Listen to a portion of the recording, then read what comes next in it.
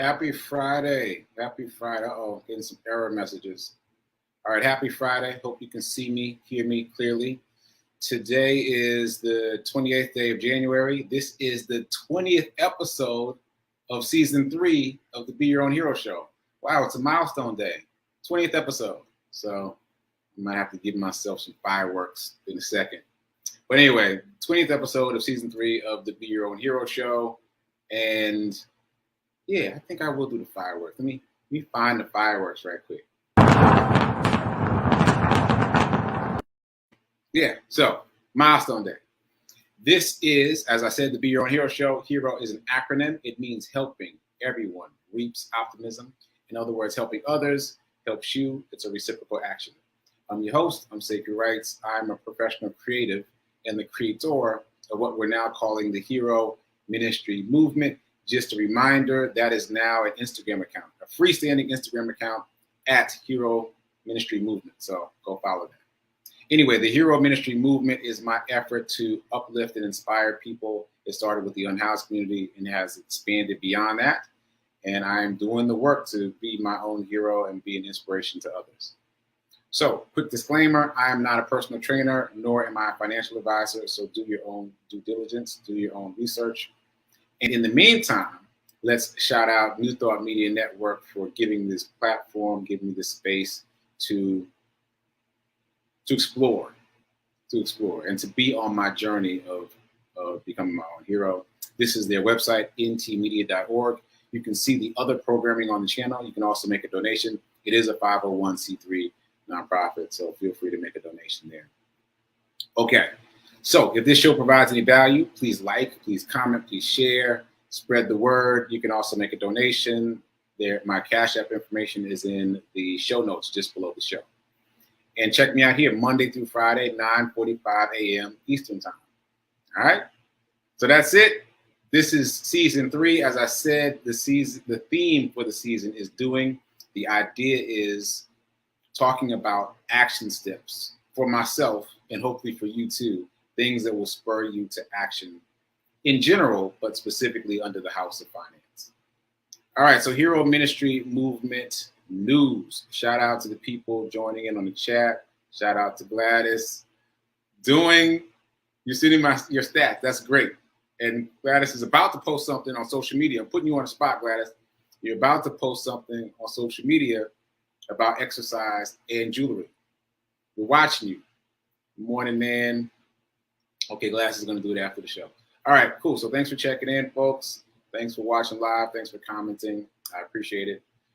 Okay, so today is day 242 of my run streak. For those of you just joining us, I've been running a mile a day, well, at least a mile a day since the first day of June back in 2021. Today is day 242. I'm also training for a half marathon, and I'm also doing a charity run. So let's do that in order. Training for a half marathon. So it's a self-study course. They tell you what to do, but they are assuming that you are disciplined enough to follow the instructions on your own. So word to the wise, you have to develop the discipline on your own. And if that's difficult for you, it would be wise to work with a run buddy. That's my wisdom. That's my tip. Okay, anyway, today's day on the sheet is a rest day. But as you know, I don't do rest days because I'm on a run streak. So what I did was a mile, well, a little over a mile. So I have a route that I run that's about 1.5 miles. And that was my intention to run that route. But I ran really early this morning. I ran in the 4 o'clock hour because I was done by 5. So I ran in the 4 o'clock hour. So it was dark outside. And I've never run that early on this route. And so the street light, there were some streets that didn't have street lights. So I was like, all right, well, let me stay on the main path, the well-lit roads. And so I hadn't quite figured out the distance for that route. Anyway, I'm making a long story long. The point is I did 1.3 miles instead of 1.5. But my intention was to do a mile and to do a faster mile than usual. And so the thing that I say to people is that running is much like life. Running is much like life in that if there's something you're trying to accomplish, if you start out fast, you end up staying fast.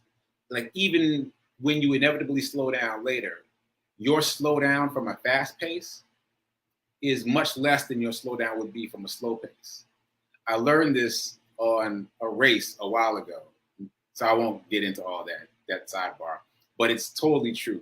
And those of you, all right, I guess I'm sidebarring a little bit, because those of you who are on the 30-day challenge have probably experienced this. It's really easy in the beginning to say, I'm going to do this, I'm going to do this, right? But then you slow down. And so for the 30-day challenge specifically, I've asked people to set the bar really low, because inevitably you're going to end up in a negotiation with your own mind. It's inevitable.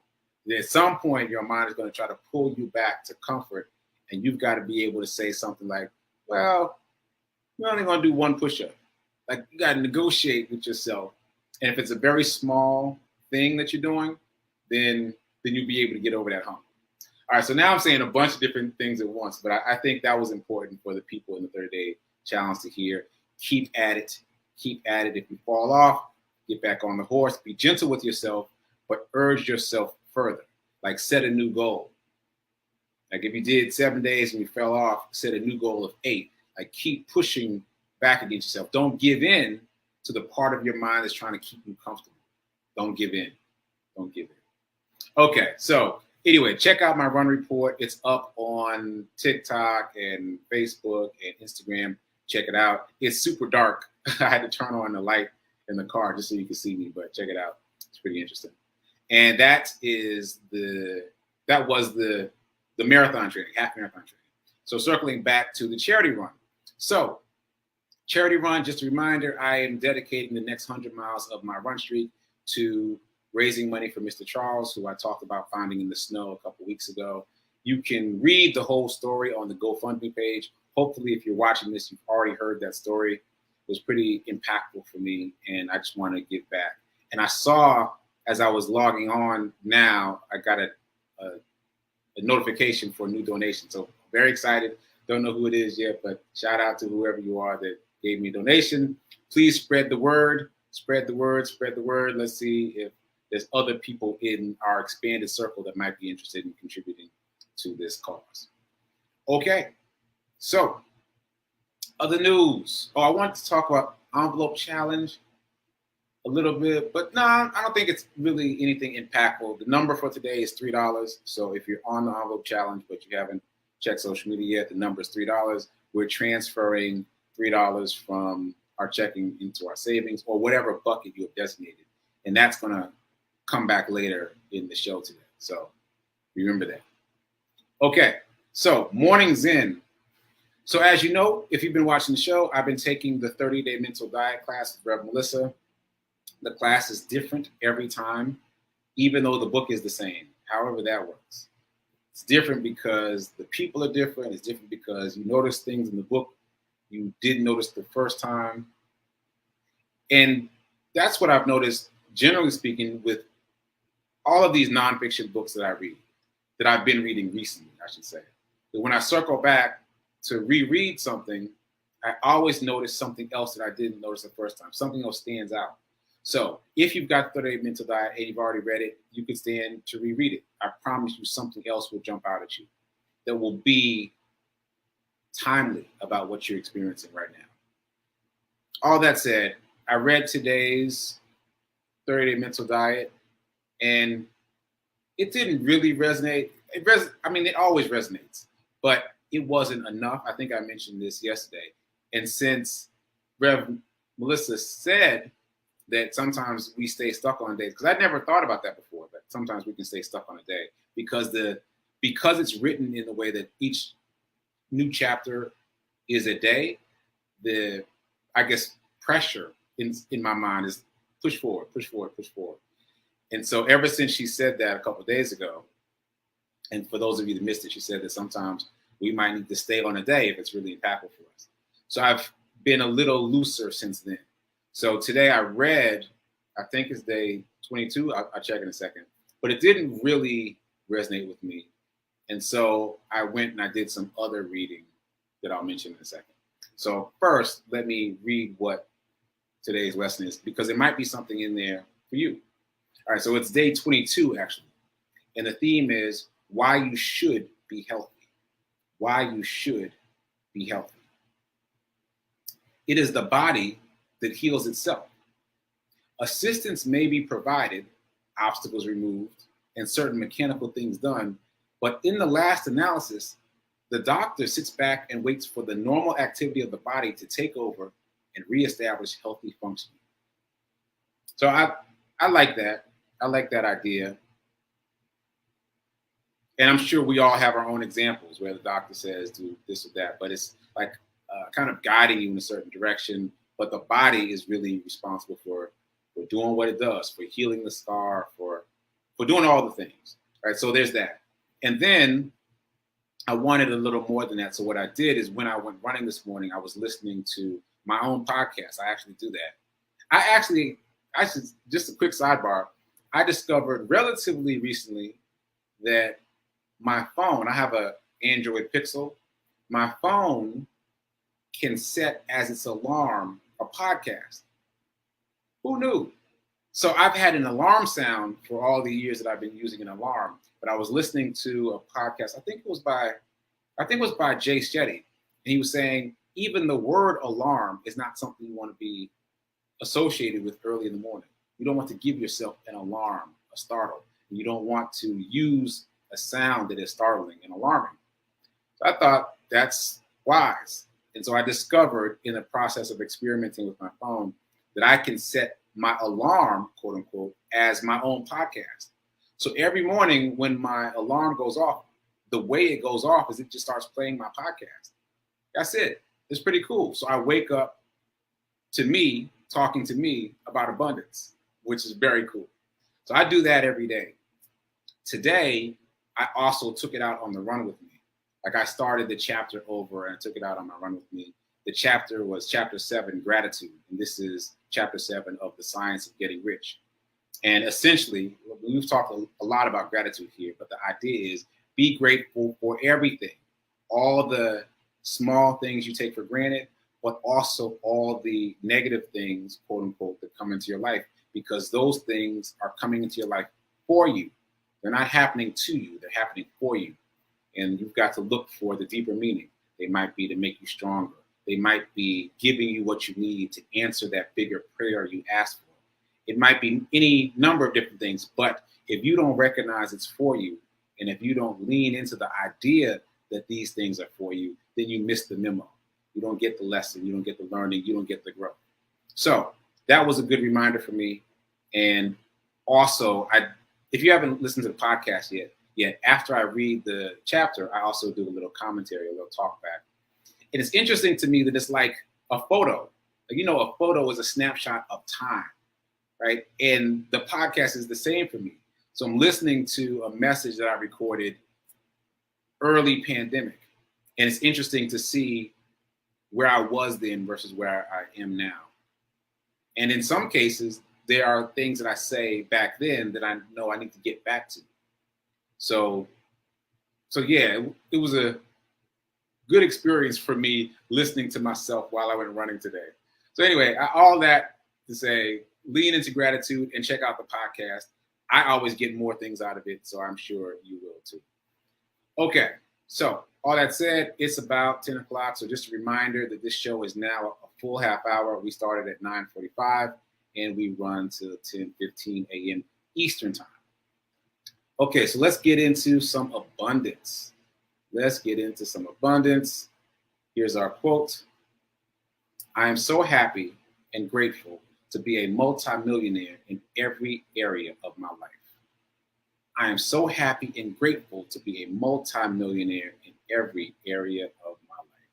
And just my usual reminder, poor people spend, middle class saves, but the wealthy invests. So if you're spending and you're saving, make sure that you are also investing. It's not optional. All right, so let me check the comments real quick. Looks like Nan just got back from her run walk. We've got so many names for it. Nan calls it a walk, if I pronounce that right, a walk. And Reverend Melissa calls it a walk jog. Anyway, I like all the different names. And yeah, Gladys, it was a really impactful idea for me because we don't think about the word alarm, But as soon as he said that, I was like, yeah, why would you want to alarm yourself early in the morning? So check out your phone, see what the options are. Again, you can set it to play. Well, at least my phone, you can set it to play something in the morning. And the benefit of that, added benefit before I move on, is that it's like a direct line to your subconscious. Like in those early waking moments when you're not fully awake, like you're planting seeds directly into your subconscious. So in my case, I'm planting seeds about abundance and gratitude in those early hours. So be careful about what you set it to, because I've talked to several people who use the news as their alarm. Like the radio news comes on, and those folks are often disturbed about what they're listening to early in the morning. Like, don't do that to yourself. Don't listen to the news early in the morning. Don't let that be what creeps into your subconscious. Okay, so anyway, let's get back to abundance. Let's see. So there were a couple comments in the chat yesterday I wanted to circle back to.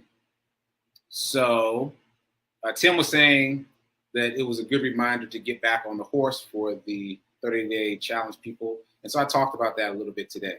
Be gentle with yourself. Don't beat yourself up about falling off, but also challenge yourself a little further.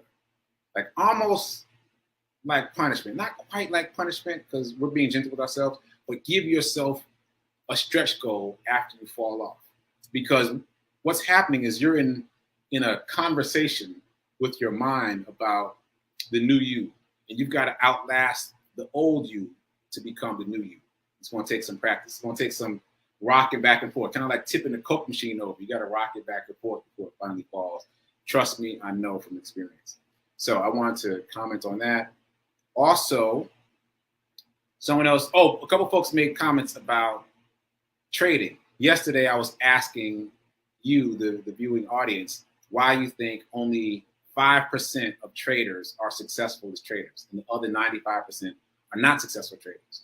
And two of the things you wrote in the chat were that emotions get in the way and that traders trade blindly. And yeah, both of those are true. Emotions do get in the way, significantly so. And sometimes people trade blindly, also because emotions get in the way. Like, oh, this looks good. Oh, I like that stock. And so I'm fascinated by the fact that there's this career that we've heard fairly little about. I mean, I haven't heard that much about stock trading out there in the world. Like I've seen it, obviously, but there hasn't been, in my experience, a lot of information given about that particular career path. So it's fascinating to me that now that I'm searching for it, that everything that I'm finding about it is about mindset.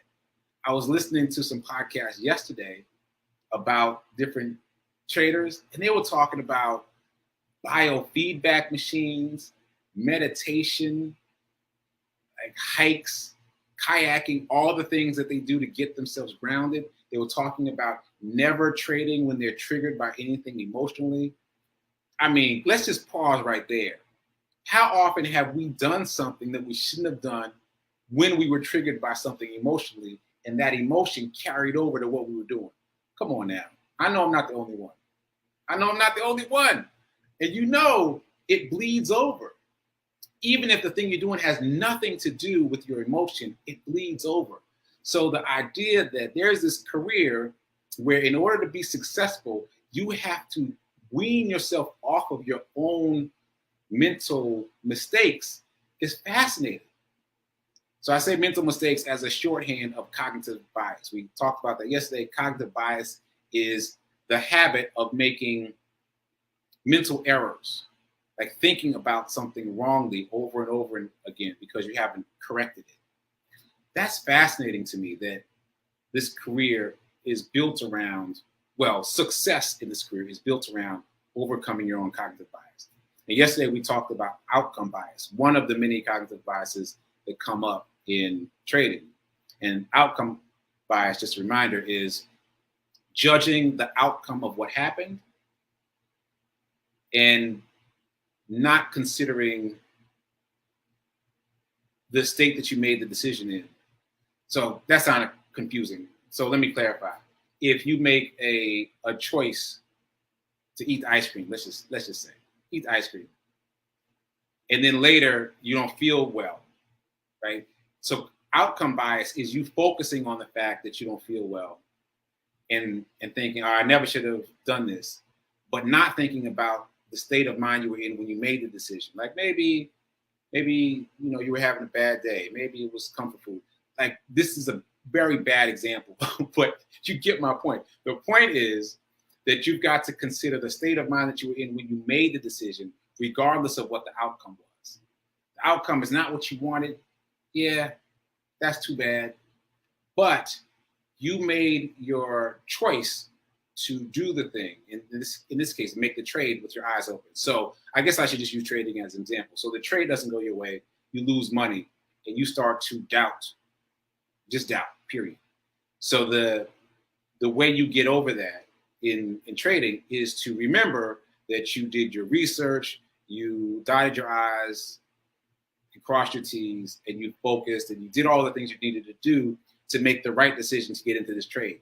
So if it didn't work out, you just ignore the fact that it didn't work out and give yourself praise for making a good choice at the time, even though it didn't work out. That's powerful stuff.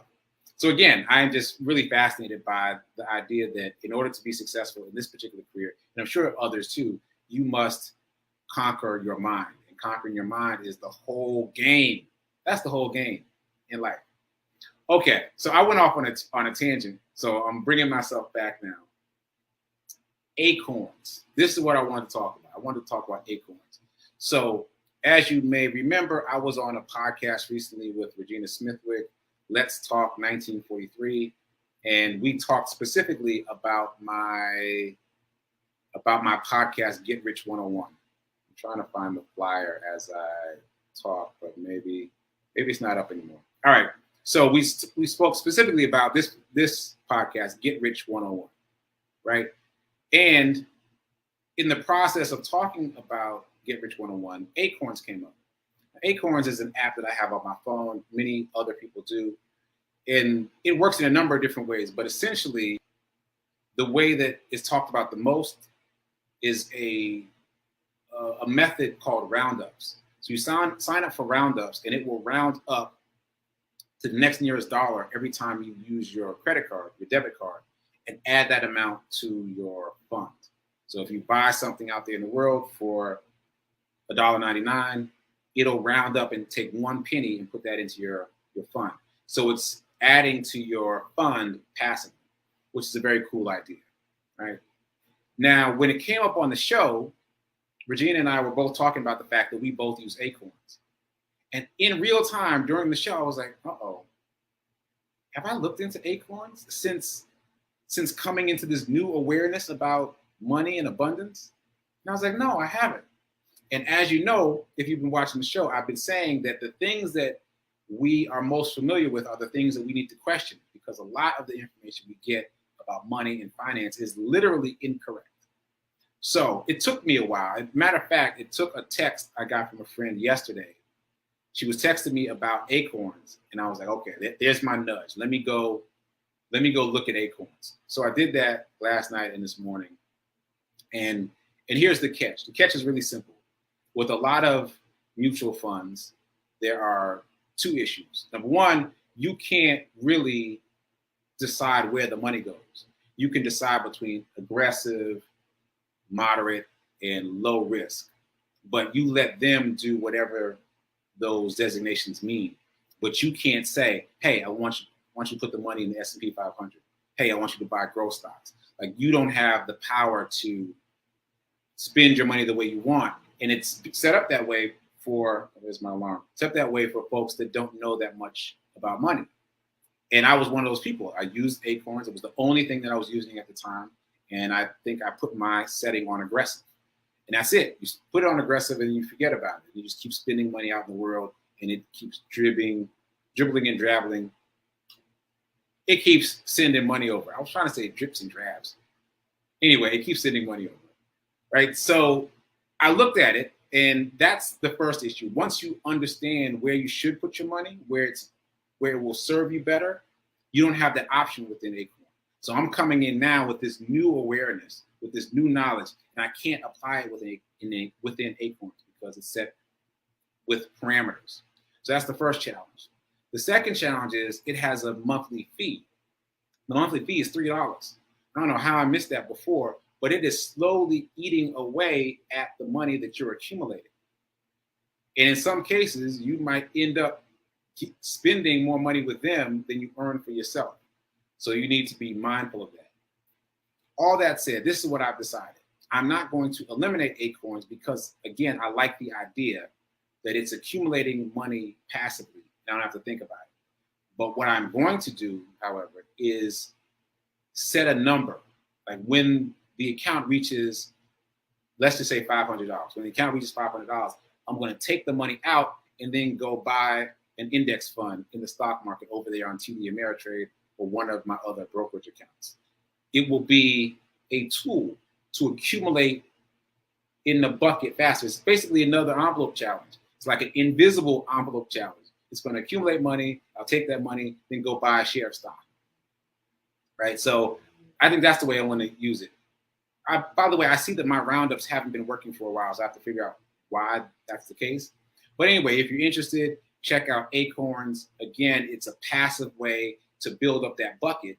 And my suggestion is once the bucket is built to a certain amount, move the money over to a place where it serves you better. Move. So accumulate and move, accumulate and move. And that's just maybe an easier way to accumulate that bucket. If the envelope challenge is hard for you, if you're having trouble setting aside money, you can do it this way and it's automatic. Just remember that the money sitting in that account isn't really serving you well. It's not accumulating fast enough and you've got that fee that you've got to pay monthly. It's not really going to serve you well there. So you don't want to leave your money there. You want to take it from there and move it elsewhere. There we go. So looks like I got a little bit of time left. So I just wanted to mention, what was it? Money market accounts. That came up in my life recently. And I was like, yeah, that's another thing that I just took for granted and never thought about. So let me look at it. So money market accounts, as far as I can tell, are very similar to savings accounts. I mean, so there is not much advantage to moving money from a savings account to a money market account. There is a slight increase in interest, but it's very slight. So I think on average, you get about 0.06% in a savings account on average. And on average, you get about 0.07% in a money market account. And obviously it varies. And sometimes they do these introductory things where like, 1 or 2 or 3% for 3 months. And then it drops down to 0.07 or 0.25 or something really low. So be very careful when you're checking out money market accounts. Again, this is not a place for you to leave money long term. It's great to use it as a bucket if you want to separate it, but then learn enough about the stock market to know where you want to invest it, where you want to put it. And again, just to reiterate, I am suggesting index funds. And the one that we have hopefully all heard of is the S&P 500. That's literally 500 companies, each with a market cap of 40 billion. Yes, I said $billion. So the likelihood of something going sideways with that particular ETF is slim. I'm sorry, that particular index fund. I mean, it is an ETF, but it's easier if I just stay consistent with the language. So with that particular index fund. All right, so that's what I'm going to do. I'm going to use Acorns to gather up some money and shift it right on over there to the S&P 500. I don't know what you want to do, but that's my suggestion. Okay, stay tuned for prayer time coming up now. And right after that is Sit with Rev Melissa, where I'll be producing and maybe I'll pop in to say a couple words. I see there's a couple comments, so I'll check those out after the show. Keep doing. Be a hero. Be your own financial hero. How about that? And remember that now is better than perfect. I'll see you Monday.